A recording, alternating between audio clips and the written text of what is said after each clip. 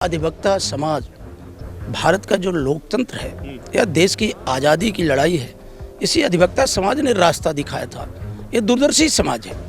ये हमेशा ऐसे लोगों की मदद में खड़ा होता है जिसके साथ अन्याय होता है। 16-17 के दरमियान अखिलेश जी आपको मंत्री बना रहे थे, तो आपने कहा कि इतना काम हो गया है प्रदेश में, 17 में सरकार जब दोबारा आएगी तब देखेंगे। क्या था उस जो 25 लाख से ज़्यादा लागत का बनेगा, और हमने कहा है अच्छे फर्नीचर हो, एयर कंडीशन भी हो, और सब जितनी और आवश्यकता होगी वो सब और भी पैसा देने का काम किया जाएगा। जिस उम्मीद के साथ खेत की मेड़ से लाके बाबूजी को इतनी बार विधायक बनाया, एमएलसी बने, निर्वाचित भी एमएलसी रहे, और आज उन्हीं की विश्वास पर तीसरी बार जनता ने मेरा भी निर्वाचन कर दिया। तो ये आज जो राजनीति में विश्वास का संकट है, एक ही क्षेत्र से इतनी बार एमएलए बनना और विभिन्न पदों पर रह के फिर जनता का विश्वास अर्जित करना, इससे अच्छा लोकतंत्र के लिए और क्या हो सकता है। माननीय अखिलेश यादव जी ने जनता के सामने बात ही कही थी, और मैं बार बार ये कहता हूँ कि जन विश्वास मेरी सबसे बड़ी पूंजी है। मंत्री तो आएंगे जाएंगे, जन विश्वास बना रहे लोकतंत्र में, ये सबसे बड़ा काम है।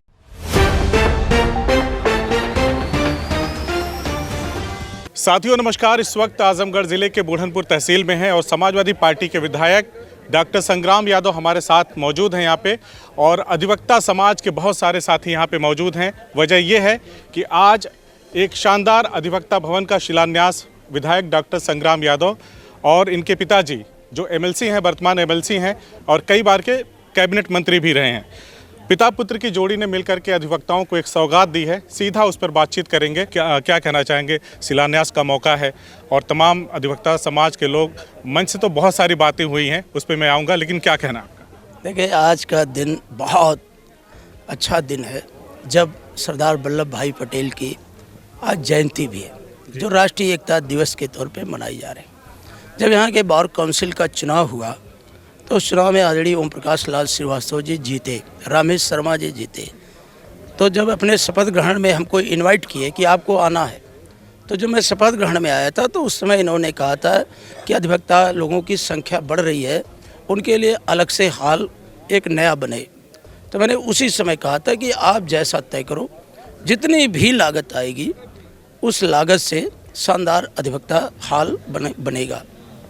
तो आज उसी का शिलान्यास था, जो 25 लाख से ज़्यादा लागत का बनेगा, और हमने कहा है अच्छे फर्नीचर हो, एयर कंडीशन भी हो, और सब जितनी और आवश्यकता होगी वो सब और भी पैसा देने का काम किया जाएगा, क्योंकि तहसीलें हमारी पहचान होती हैं। बिल्कुल सही। और बाबूजी ने भी कहा, ब्लॉक प्रमुख भी रहे, और एक लंबे अरसे के बाद तहसील परिसर में वो आए, सबकी उनके साथ के लोग और सब वरिष्ठ अधिवक्तागण की उपस्थिति में उन्होंने कहा। तो हम भी उसी बात को दोहराते हैं कि इसको जितना भी शानदार हो सकता है, अत्याधुनिक हो सकता है, वो सब बनाने का प्रयास किया जाएगा। धन की कोई कमी नहीं आएगी। आपके पिताजी ने अपने समय में यहाँ के लोगों को तहसील की सौगात दी। एसडीएम और सीओ यहाँ पे आके बैठते हैं, अधिवक्ता साथी बैठते हैं, तमाम जो यहाँ पे झगड़े मुकदमे उनका निपटारा होता है, और आज आप उनके बेटे यहाँ पे आपने अधिवक्ताओं को भवन दिया है। देखिए, जो समाजवादी विचारधारा है, आज सबसे बड़ा संकट आके खड़ा है राजनीति में विश्वास का। मैं ये बार बार जब इन गाँव की तरफ से निकलता हूँ या अपने गाँव से निकलता हूँ, तो मेरी गाड़ी में जो लोग बैठे रहते हैं, तो मैं उनको दिखाता हूँ कि देखिए अमुक गांव में इस वर्ग के लोग रहते हैं, और सबने ना जाने कितने पहले से बाबूजी में इतना बड़ा विश्वास किया। आदरणीय श्रद्धेय नेताजी अब दुनिया में नहीं है, समाजवादी पार्टी जो उन्होंने बनाया उन पर विश्वास किया। तो इनका विश्वास बना रहे, इसके लिए बहुत कुछ करना भी पड़ता है कि तकलीफ़ें ना हो किसी को। जिस उम्मीद के साथ खेत की मेड़ से लाके बाबूजी को इतनी बार विधायक बनाया, एमएलसी बने, निर्वाचित भी एमएलसी रहे, और आज उन्हीं की विश्वास पर तीसरी बार जनता ने मेरा भी निर्वाचन कर दिया। तो ये आज जो राजनीति में विश्वास का संकट है, एक ही क्षेत्र से इतनी बार एमएलए बनना और विभिन्न पदों पर रह के फिर जनता का विश्वास अर्जित करना, इससे अच्छा लोकतंत्र के लिए और क्या हो सकता है कि जहाँ की महान की जनता का, जहाँ लोग मिलते हैं। आपने देखा होगा आदरणीय ओम प्रकाश लाल श्रीवास्तव जो चेयरमैन हैं, वो बोल रहे थे कि हमारे पिताजी आपके साथ में रहे, तो आज उनके बेटे भी चेयरमैन बने तो इनवाइट किए। तो ये जो पीढ़ी दर विश्वास है, आज के समाज की सबसे बड़ी चुनौती है इस विश्वास को लेकर चलने की, जो आज आपको दिख रहा है कि जिस झंडे को भी पकड़े बाबूजी, उसी झंडे को तो हम भी पकड़े हैं माननीय अखिलेश यादव जी के नेतृत्व में। और इसी चुनाव में आए थे किसान बालिका में, तो उन्होंने मुक्त कंठ से अतरौलिया की जनता के बीच कहा था कि बाबूजी ने जिस तरह से टेढ़े मेढ़े रास्ते पर हर खट्टे मीठे नेताजी के साथ बने रहे, उसी तरह से संग्राम भी हमारे हर संघर्ष में, हर टेढ़े मेढ़े रास्ते के हमारे साथी सहयोगी हैं, और इन्हें आप जिताना और हमें अवसर मिलेगा तो हम इन्हें आगे और बढ़ाएंगे। मंच पे मैं सुन रहा था अधिवक्ता साथी आपको कह रहे हैं कि संचालक महोदय ने तो आपके लिए गाना भी गा दिया, कहा कि 27 में समाजवादी पार्टी की सरकार आ रही है और आपको मंत्री तक बना दिया, और आप भी अपनी तरफ से पूरी कोशिशें करते हैं कि जो क्षेत्र की जनता है या जो अधिवक्ता समाज के लोग हैं उनको, जो उनकी समस्याएं उनको दूर कर सकें। तो जब मंच पर ये सारी बातें हो रही तो उस वक्त मन में क्या चल रहा था, क्योंकि सामने आपके पिताजी मौजूद थे, कई बार के कैबिनेट मंत्री रहे हैं? देखिए, अच्छी बातें तो सबको अच्छी लगती हैं, ये कहना कि अच्छी नहीं लगती तो ये तो अधिवक्ता समाज के लोग आपकी चुनौतियों को बढ़ा नहीं रहे थे ना, अधिवक्ता भार को और बढ़ा रहे थे। अधिवक्ता समाज भारत का जो लोकतंत्र है या देश की आज़ादी की लड़ाई है, इसी अधिवक्ता समाज ने रास्ता दिखाया था।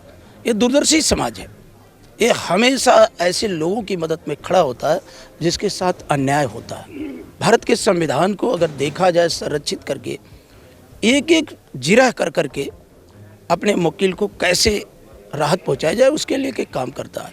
जहां अधिवक्ता समाज ने कहा, वहीं 2017 में माननीय अखिलेश यादव जी ने जनता के सामने बात ही कही थी। और मैं बार बार ये कहता हूं कि जन विश्वास मेरी सबसे बड़ी पूंजी है। मंत्री तो आएंगे जाएंगे, जन विश्वास बना रहे लोकतंत्र में, ये सबसे बड़ा काम है।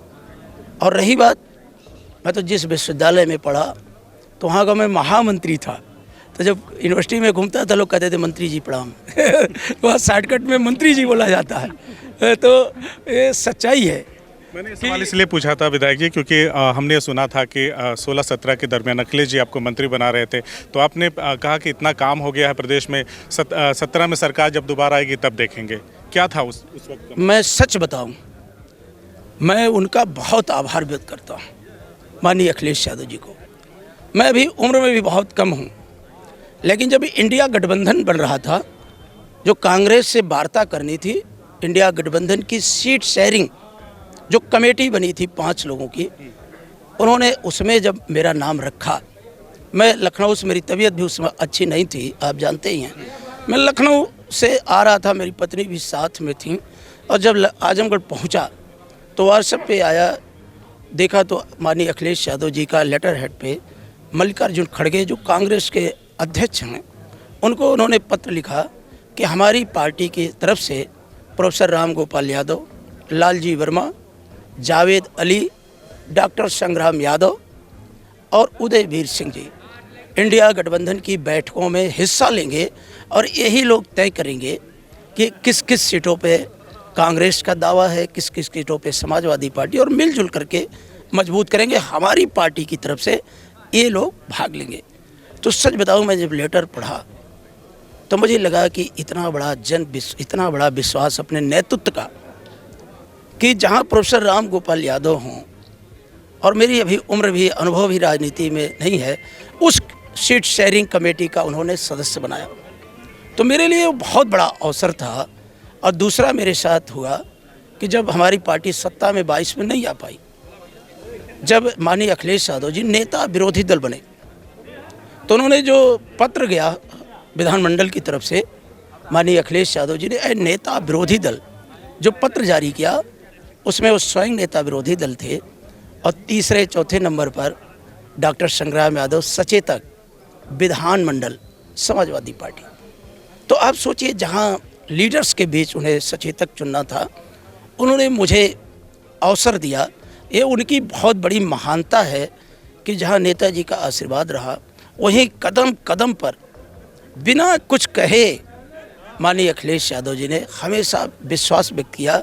और सच बताऊं, मैं जब ईश्वर से हाथ जोड़ता हूं तो एक ही बात कहता हूँ कि जो अतरौलिया की महान जनता है, जिस उम्मीद के साथ हमें सदन भेजती है और जिस भरोसे के साथ माननीय अखिलेश यादव जी हम पर विश्वास करते हैं, ये दोनों बना रहे, बाकी चीज़ें आएंगी जाएंगी। CIB इंडिया न्यूज की सभी खबरों को देखने के लिए लाल रंग की बटन को दबाकर चैनल को सब्सक्राइब जरूर करें, घंटी जरूर दबाएं ताकि हमारी सभी खबरों के नोटिफिकेशंस आप तक पहुंचते रहें।